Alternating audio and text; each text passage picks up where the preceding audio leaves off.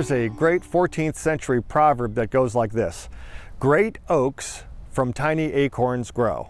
You've probably heard that before. Say that with me. Great oaks from tiny acorns grow. That proverb just simply summarizes how inside a tiny little acorn is the capacity for this massive oak tree. It produces something huge from something tiny. All that is locked up inside that tiny little acorn. And it's seemingly insignificant, but all that is inside of it. Now, what I hope to show you today is that spiritually speaking, that is also true. There is inestimable power in small steps of obedience to God.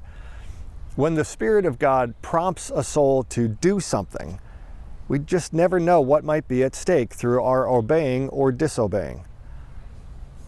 For example, stay with me here. On July 20th, 1971, my dad and my brother Jim drove from our house in suburban New Jersey up to a golf course not far away called Hayworth Country Club. This is the place where I'm standing right now. This is Hayworth Country Club. Well, that night in 1971, they had a banquet with a special speaker. It was a guy that played on the PGA Tour, and his name was Kermit Zarley. Not a Tiger Woods or an Alder Palmer when it comes to fame by any stretch of the imagination, but he was a successful tour player with some good wins along the way. Now listen, anybody who makes it onto the PGA Tour is a big deal in the eyes of amateur golfers everywhere. So my dad and brother looked forward to meeting Kermit and hearing whatever it was that he had to say that night.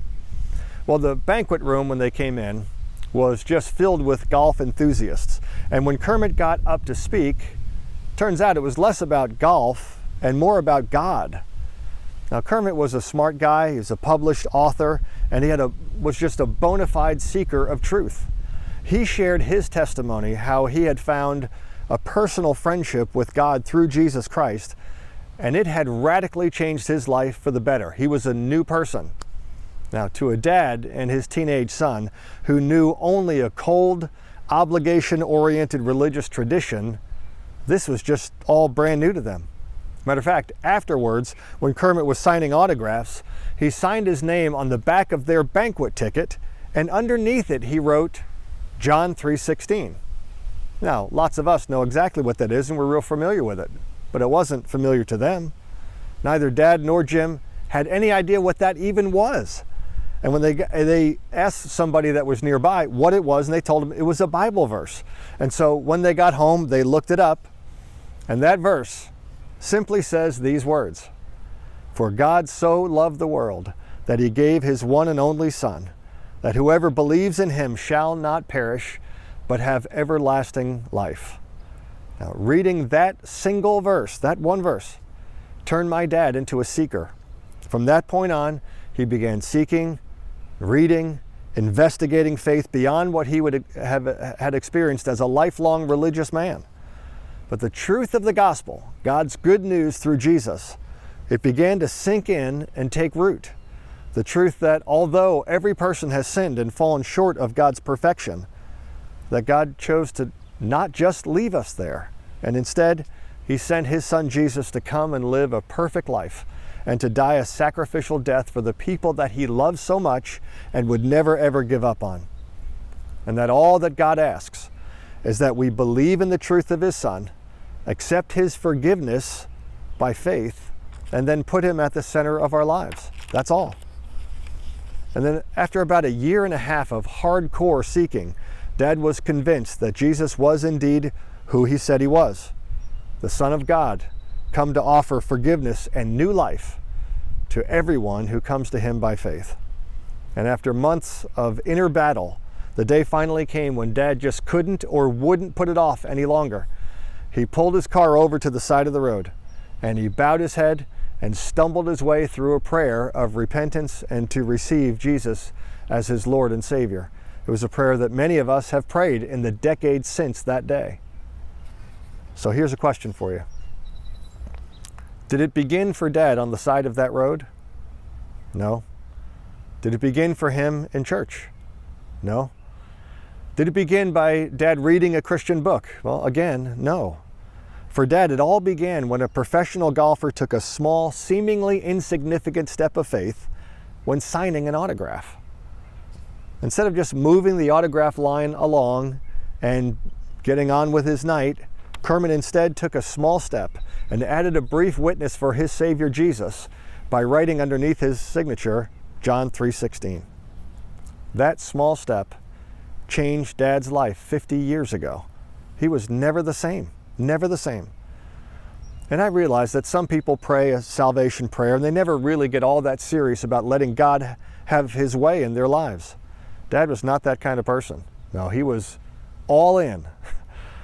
He grew in his love for God and his knowledge of God surely and steadily and quickly. Now, some folks are shy about their faith and they're real private about it, but not Dad. Before long, everyone in his life knew that something life-changing had happened to him involving God. Great oaks from tiny acorns grow. Now, very soon after, that little seed of faith that was planted by that golf professional was already becoming a great oak, and in what seemed like record time. All 7 of us kids began hearing, Jesus is the way. He's the only way. He's changed me and given me new life, and what he's done for me, he will do for you. We heard this over and over and over again. Dad was an excited, enthusiastic believer, and he was growing quickly. And as a consummate people person, his friendly and open and outgoing manner with others was just easy for other people to receive. So he began leading people around him to Jesus. And I know that for lots of people that's an intimidating thing, and it's extremely difficult, it seems like, for them to do. But for Dad, it was not difficult. It was as natural as the sun rising and setting. Now think about this. We all saw the impact of exponential growth when it came to the coronavirus just recently.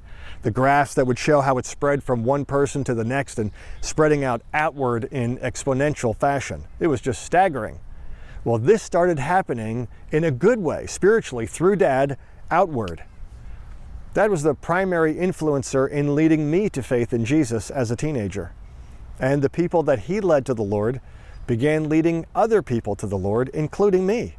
And including my mom and my brothers and my sisters. We just shared with those around us what God was doing in our lives personally. God's miraculous work was multiplying. I watched this happen all around me. Great oaks from tiny acorns grow. There is inestimable power in small steps of obedience. But then something happened, friends, that put all this on steroids. Dad had been suffering from debilitating rheumatoid arthritis so badly that he'd had multiple surgeries to try to curb its devastating effects. And Dad was a multi-sport athlete his whole life. He lettered in 4 sports in high school.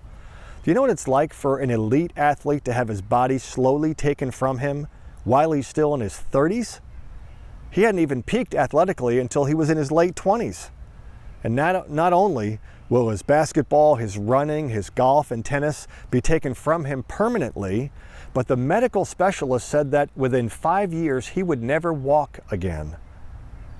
So spiritually, Dad was on cloud 9, but physically, the future looked very, very dim, very bleak.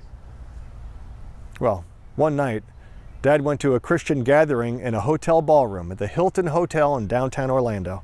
And the speaker talked about God's power to heal, like really heal physical bodies. And he asked a question to the crowd. He said, is there anyone here who is sick and tired of your disease and you want to ask God to heal you? Well, boom, Dad just said, I believe, I believe. And he was prayed for that night. And guess what? God healed him. God healed him. He went from having regular cortisone shots and surgeries and 22 aspirin a day just to keep swelling down to nothing. Overnight, nothing. They said he wouldn't walk again. He played tennis and golf for 40 more years.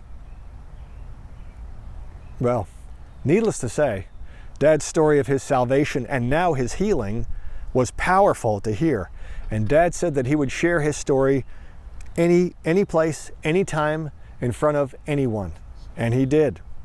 From churches to golf tournaments to auditoriums, hotel ballrooms, living rooms, Dad shared his story hundreds of times over. And people came to Jesus who led others to Jesus, who led others to Jesus.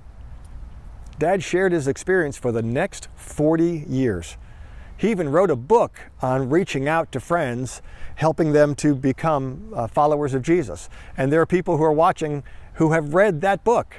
The only downside of that book is that I'm on the cover, pre-gray hair, Chip. Get past that, it's great. And the book is called Leading Your Golfing Friend to Christ. It's pretty straightforward. No one has ever asked me what the book is about. I mean, it's right there. But in that book, Dad relates his experience of talking about Jesus to golfing friends, the people that he played with over the decades. Because most golfers, the truth is, most golfers hang out in a regular foursome of guys or girls, but Dad didn't do that. He would just go by himself to a local course and pick up a game with whomever was there. And Dad did this simply for the purpose of seeing what God might do. He figured, 4 hours of walking the fairways with someone, talking with them, who knows what God might bring up, who knows what God might do. And a lot of times, the other player would receive what Dad was talking about in the way that he shared his testimony and understand how to have a friendship with Jesus. Sometimes the people were closed off, but not much. Dad just had a way with people. He was genuinely interested in other people's stories, and he was a great listener. He never treated people as projects. He was really interested in them, so he was easy to listen to and he was easy to trust. So for Dad, the golf course was his harvest field. Now he tells of one encounter where his golf friend for that day was just eager and open to hear everything that Dad had to say. It was just one of those divine appointments that lots of us know about. After hearing all this truth about the love of God for the past 9 holes, this guy actually stopped mid-backswing, dropped his club, and says, "So you're telling me that God will forgive everything I've ever done?" And Dad led that guy to Jesus that day. That kind of thing happened for 50 years with Dad. 50 years. Now, beyond reaching out on the golf course regularly, Dad also gave his gifts in volunteering and lots of other ministries and helping others, like with Christian Help, which is a ministry to help folks that have gotten a little down on their luck to get and keep jobs and become good employees. He worked with Crown Ministries, helping people with their personal finances. He was a discipler of new believers and discipler of young dads, and the list goes on and on. I mean, I planted a new church in 2005, and Dad was a faithful member and a helper in that church. And I remember asking him if he had met this newer guy in the church, and when I mentioned his name, he said, "Sure, I met him a couple months ago and spoke with him for a little bit." Matter of fact, for the last month, I've been meeting him every Thursday morning for breakfast to kind of help him balance work and family. And I'm like, oh, okay. I had no idea. I'm the pastor of the church. I had no idea what he was doing. Just clueless. But Dad wasn't about fanfare. He was about people. 50 years of this. 50 years. Well, Father Time is still batting 1,000, and no human being is exempt. Dad's now 88, almost 89, and he's nearing the end of his time on earth. He's struggling greatly with his memory, and like many, it's slowly slipping away. Life can be a cruel reality down here on earth. And we all go and sit with Dad regularly, and we talk about whatever. And the workers that are there, they see us. They have no earthly idea the significance of this man. I've tried to tell them, but it doesn't land with them, not really. But since bowing the knee to Jesus 50 years ago, his influence cannot be calculated on earth. Only God knows, really only God knows the ripple effect of Jack Kelly. Through his life and influence, my mom came to Jesus. All 7 of us kids became followers of Jesus. All of us and our spouses in ministry at one point in time or another, including 2 full-time pastors, a Christian psychologist, Christian musicians, writers, ministry leaders, directors, small group leaders. The list goes on. It's still growing at full speed, multiplied exponentially in ways that we will never ever know. I live in the real world. And I understand that some might be watching, listening, thinking, really? Really? Is there some embellishment to all this? I mean, how do you remember so well something happened 50 years ago? I get it. It's a pretty good story, and I would probably have some doubt too. It is, I mean, that was a long time ago. Except for one thing. We found the relic. When Mom and Eileen were going through Dad's stuff not too long ago, they found the ticket to the banquet dated July 20th, 1971. It's right here. This is the ticket to that banquet at this country club right here. It's got Kermit Zarley's signature on it, John 3:16, right below it. And I carry it in my wallet always. John 3:16, for God so loved the world that he gave his one and only Son, that whoever believes in him shall not perish, but have everlasting life. Great oaks from tiny acorns grow. There is power in small steps of obedience, friends. Those little things that God prompts you to do, those little steps of obedience or disobedience sometimes, you never know the ripple effect of those decisions. I mean, I am here because of Kermit's step, that small step of obedience. He has no idea. Well, he had no idea. He knows now, because I found him and I told him. He was just blown away, blown away. The hundreds of people that I've led to the Lord over the years are tied back to that golf banquet in 1971. The thousands of people that my family has pointed towards Jesus over the years are tied back to that golf banquet, 1971. The thousands of people that my dad personally led to the Lord over the last 50 years are tied to that golf banquet in 1971. And only God knows the exponential effect of how fruitful each person was with the others in their lives. Just ripple effect after ripple effect after ripple effect. Only God knows. And only God has the power to ignite our small, seemingly insignificant steps of faith. So do you see how powerful this is? Do you see that no step of obedience is insignificant to God? And it's so easy to forget, I know. And Jesus knows us better than we know ourselves. He knows the human tendency to forget. He knows all about the pace of life and the challenges of life and the heartbreaks of life and how they slowly cause our attention to him to fade. And as our attention to him fades, so does our worship, so does our wonder. And over time, our hearts can grow cold, our souls dry up, and before you know it, we're living beneath our privilege. And we are children of Almighty God. I mean, we've forgotten that we carry so much authority, so much power to change the lives of people around us with God's help. So pivotal, eternity-changing moments hang in the balance. They don't always carry flashing lights and alarm bells.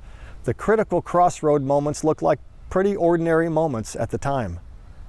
But make no mistake, God is there, beckoning us to trust and obey. Kermit Zarley, John 3:16 on a banquet ticket. Looks pretty innocuous. But because of his simple obedience in the smallest thing, it changed the lives and eternities of thousands of people, including this guy.